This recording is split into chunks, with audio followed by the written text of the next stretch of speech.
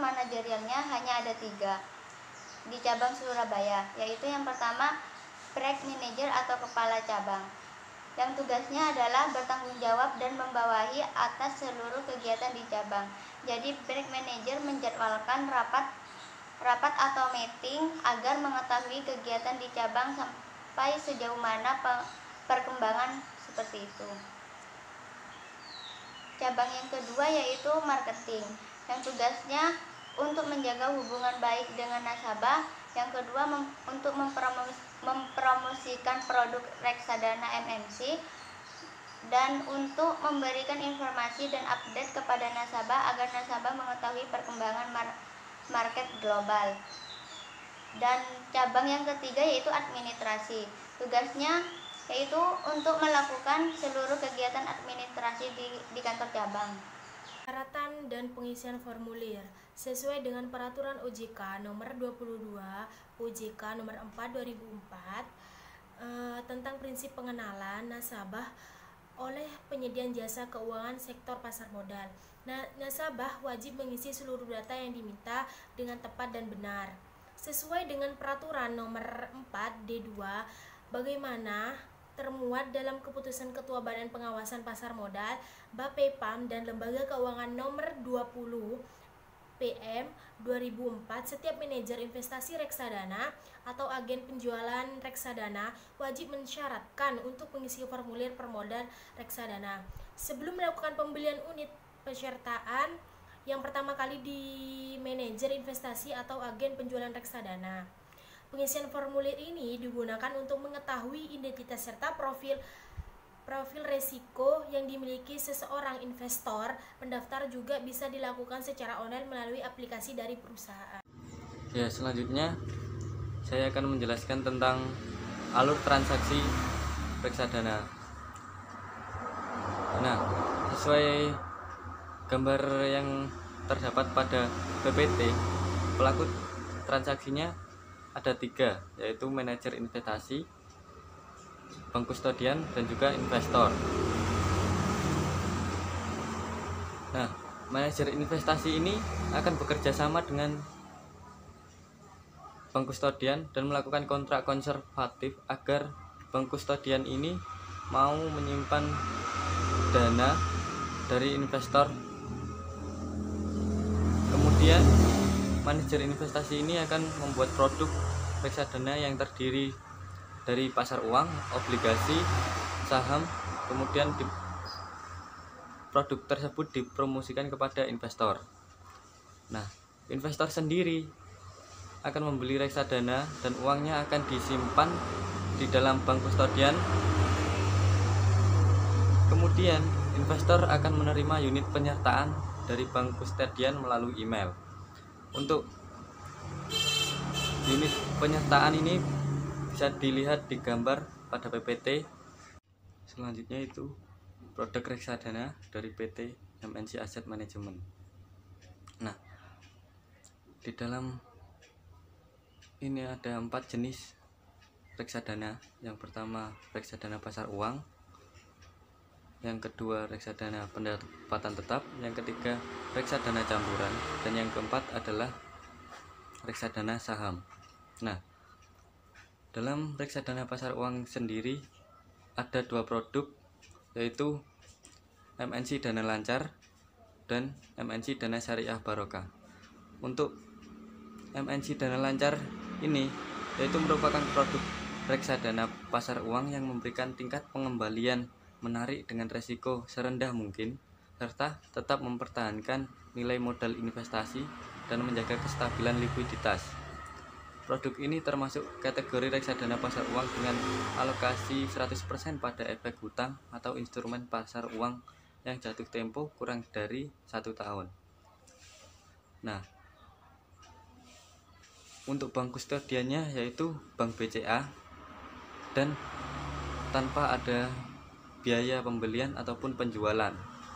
Untuk alokasi asetnya yaitu ada di obligasi berkelanjutan 2 Bank Cimniaga tahap 2 tahun 2017B dan obligasi berkelanjutan 1 pupuk Indonesia tahap 1 tahun 2017A, suku ijarah berkelanjutan 3 Indosat tahap 3 tahun 2019 seri A, suku mudharabah berkelanjutan 2 Bank MyBank Indonesia tahap 1 tahun 2017, dan obligasi berkelanjutan 1 sarana multi infrastruktur tahap 2 tahun 2017B. Untuk selanjutnya yaitu MNC Dana Syariah Barokah, yaitu produk reksadana syariah pasar uang yang memberikan tingkat pengembalian menarik dengan risiko yang rendah serta tetap mempertahankan nilai modal investasi, menjaga likuiditas yang berpedoman pada prinsip syariah Islam dengan hasil investasi yang bersih dari unsur riba, gharar, dan maisir. Sama seperti MNC Dana Lancar, produk ini termasuk produk reksadana syariah pasar uang dengan alokasi investasi 100% pada efek hutang syariah dan instrumen pasar uang syariah.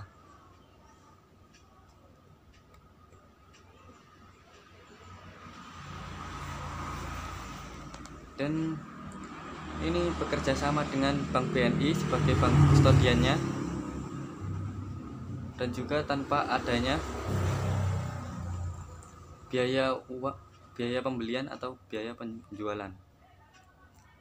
Untuk alokasi asetnya yaitu yang pertama suku ijarah berkelanjutan 1 Global Mediacom tahap 2 tahun 2017. Yang kedua adalah suku ijarah berkelanjutan 3 Indosat tahap 2 tahun 2019 seri A. Yang ketiga suku ijarah berkelanjutan 1 Timah tahap 1 tahun 2017 A. Dan yang keempat adalah Bank Panin Syariah Bank dan Bank Bukopin. Yang kedua ada reksadana pendapatan tetap. Di reksadana pendapatan tetap yang pertama ada MNC Dana Liquid. Produk ini termasuk kategori reksadana dengan pendapatan tetap dengan alokasi investasi pada obligasi sekitar 80% sampai 100% dan instrumen pasar uang berkisaran antara 0% sampai 20%. Bekerja sama dengan Bank BNI sebagai bank konstitutor. Biaya pembelian maksimal 2% dan biaya penjualan maksimal 2,5%. Dan aset alokasinya yang pertama ada obligasi 2 kereta api tahun 2019 seri B. Dan yang kedua ada obligasi berkelanjutan 2 lautan luas tahap 2 tahun 2017B. Dan yang ketiga suku mudharabah berkelanjutan 2 Adira Finansi tahap 2 tahun 2016C. Yang keempat ada obligasi berkelanjutan 1 Semen Indonesia tahap 1 tahun 2017. Dan yang terakhir ada obligasi berkelanjutan 2 WUM Finansi tahap 5 tahun 2018B. Dan yang kedua ada MNC Dana Syariah. Produk reksadana syariah yang bertujuan untuk memperoleh tingkat pertumbuhan investasi yang stabil dan tingkat pengambilan yang menarik dengan tingkat risiko serendah mungkin melalui investasi pada efek pendapatan tetap dan instrumen pada pasar uang yang berpedoman pada syariah Islam dengan hasil investasi yang bersih dari unsur riba dan gharar. Bekerja sama dengan Bank BNI sebagai bank konstitutor dengan biaya pembelian maksimal 2% dan biaya penjualan maksimal 2,5%. Alokasi asetnya yang pertama PBSO 11, yang kedua PBSO 17, dan yang ketiga suku ijarah berkelanjutan 1 Global Mediacom tahap 1 tahun 2017A, dan yang terakhir adalah suku ijarah berkelanjutan 3 PLN tahap 3 tahun 2019 seri C. Dan yang ketiga ada MNC Dana SBN. Produk reksadana melalui investasi pada efek bersifat utang yang diterbitkan oleh Pemerintah Republik Indonesia sebagai surat berharga negara. Produk ini termasuk kategori reksadana pendapatan tetap dengan alokasi investasi pada obligasi sekitar 80% sampai 100% dan instrumen pasar uang sekitar antara 0% sampai 20%. Bekerja sama dengan Bank BNI sebagai bank konstitutor dengan biaya pembelian maksimal 2% dan biaya penjualan maksimal 2,5%. Serta alokasi asetnya yang pertama adalah FO0059, yang kedua FR0061, yang ketiga FR0079, yang keempat PBSO 11, yang terakhir adalah PBSO 17. Yang keempat ada MNC dana dolar. Produk reksadana pendapatan tetap atau USD yang bertujuan untuk memperoleh pendapatan yang optimal dalam jangka menengah dan panjang serta mempunyai fleksibilitas tinggi terhadap perusahaan nilai tukar uang mata asing serta resiko yang minimal dalam dominasi dolar Amerika Serikat melalui investasi pada efek bersifat utang dan dominasi USD. Bekerja sama dengan Bank Maybank sebagai bank konstitutornya dengan biaya pembelian maksimal 1% dan biaya penjualan maksimal 2,5%. Aset alokasinya yang pertama R10229. Ya. Untuk reksadana campuran yaitu cuma ada satu produk di sini, yaitu MNC Dana Kombinasi Icon, yaitu produk yang memberikan apresiasi nilai investasi yang dihasilkan melalui pertumbuhan imbal hasil yang optimal dengan pengelolaan portofolio secara aktif di pasar modal, yaitu pada efek ekuitas dan utang khususnya sektor infrastruktur, utilitas, transportasi, properti, dan komunikasi serta instrumen pasar uang. Produk ini termasuk kategori reksadana campuran dengan alokasi aset investasinya 5% sampai 75% pada efek ekuitas, 5% sampai 75% pada efek pendapatan tetap, dan 5% sampai 75% efek pasar uang. Nah, ini bekerja sama dengan Bank BRI sebagai bank kustodiannya dengan biaya pembelian maksimal 3% dan biaya penjualan maksimal 2,5%.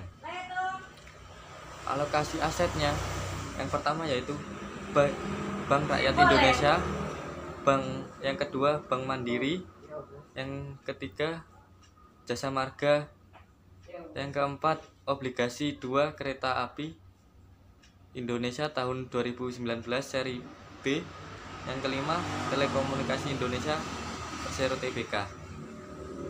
Dan yang keempat ada reksadana saham.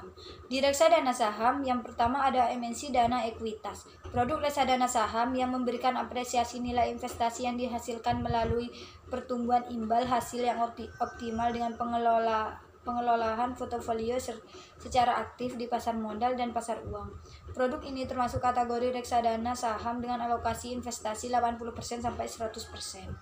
Pada efek ekuitas 0% sampai 20%. Pada efek pendapatan tetap atau efek pasar uang bekerja sama dengan Bank BRI sebagai bank konstitutornya. Maksimal pembelian 2% dan penjualan 2,5%. Alokasi asetnya yang pertama Astra Internasional Tbk, yang kedua Bank Rakyat Indonesia Persero Tbk, yang ketiga Bank Mandiri Persero Tbk, yang keempat Telekomunikasi Indonesia Persero Tbk, dan terakhir Unilever Indonesia Tbk. Yang kedua ada MNC Dana Syariah Ekuitas. Produk reksadana syariah yang memberikan apresiasi nilai investasi yang dihasilkan melalui pertumbuhan bagi hasil yang optimal dengan pengelolaan portofolio secara aktif di pasar modal, yaitu pada efek bersifat ekuitas dan instrumen pasar uang yang berpedoman pada syariat Islam, dengan hasil investasi yang bersih dari unsur riba dan horor serta maisir. Bekerja sama dengan Bank BRI sebagai bank konstitutor dengan biaya pembelian maksimal 3% dan biaya penjualan maksimal 2,5%.